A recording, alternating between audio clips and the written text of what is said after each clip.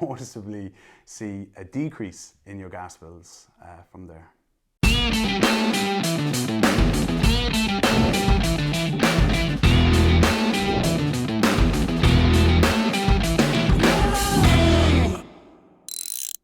So, well, let's start with what's giving you your gas. So if we're going to stick traditionally to the gas boiler, just briefly on gas fires, you have an open chimney, you're going to turn the gas on, it looks nice, it's going to heat the room it's in, 70% of the heat up the chimney, 30% of the room, the old traditional way.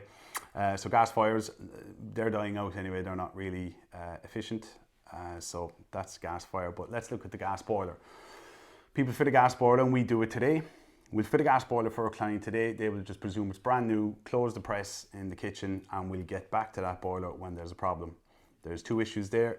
It's probably 3 years later, so if you don't service your boiler annually, you've let a 7 to 10 year warranty just lapse immediately, which is on parts and labour, which is, criminal in itself. And then secondly, in 3 years, if there's a drip or a weep on the boiler and it's happening, say 6 months in, 12 months in, if you get to that like 36 months later, 48 months later, it's caused the damage already. So it's, in some kind of sense, it can cost you a boiler. So with saying that, so older boilers, particularly non-condensing boilers, they're just not performing as well. Sludge is built up in the system over years. It's got into the heat exchanger, the plate heat exchanger in the boiler. This takes in the water, you burn gas, you pay for the gas, heats the water, and then it gets pumped out to the radiators and more water comes in, and that process continues until the stats get satisfied. If the heat exchanger is part blocked, you're still burning the same cubic meter of gas, you're heating half the amount of water now, even a third of the water, and then so it's going to run for quite a long time. So I would look at, first of all, replacing your boiler to a condensing boiler if it's not a condensing boiler. And if it is a condensing boiler and you have high gas bills, get your boiler serviced and then look at the system itself. The radiators are quite old, or if they're blocked, we can flush the radiators, remove all the sludge. A pump is primarily designed to push water, not, in a sense, sludge, gravy. So the heat distribution is a lot better. You will noticeably see a decrease in your gas bills from there.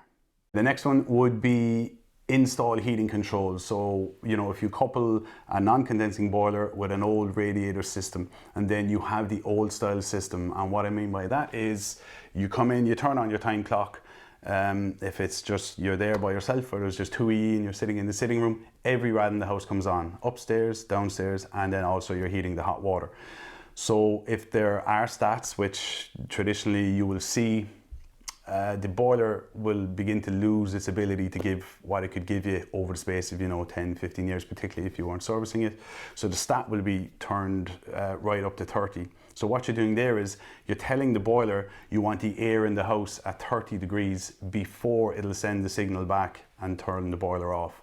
So the lower you can have that stat, if you can, generally you'd have it around 19, 20 degrees, then, when the ambient air temperature in the room, which is the air that's going to pass over your skin, when that's at 19, 20 degrees, the stat will tell the boiler to turn off.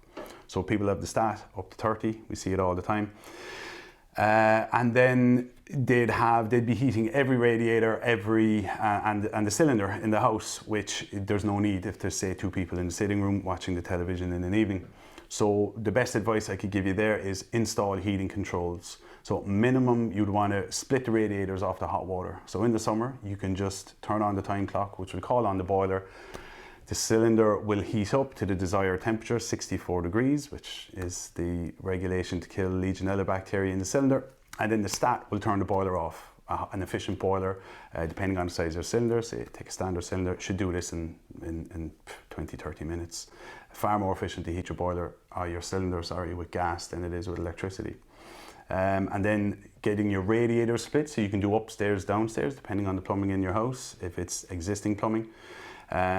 So you then, when you have your heating controls, you'd have a stat upstairs, a stat downstairs controlling the air temperature, you'd have a stat on your cylinder. So when you are sitting downstairs watching television, you can only turn on the downstairs radiators. And you have the stat next to you, you can set it at 1920. So the boiler's coming on, you're only heating the downstairs radiators, so 10 litres of water in a rad roughly. if you have 4 radiators downstairs, that's only 40 litres of water. Whereas the old way you had it, you would have had all the upstairs rads and you'd have had the cylinder. So now you'd be heating 100 litres of water to get it up to temperature, even for the stat in the boiler to register it.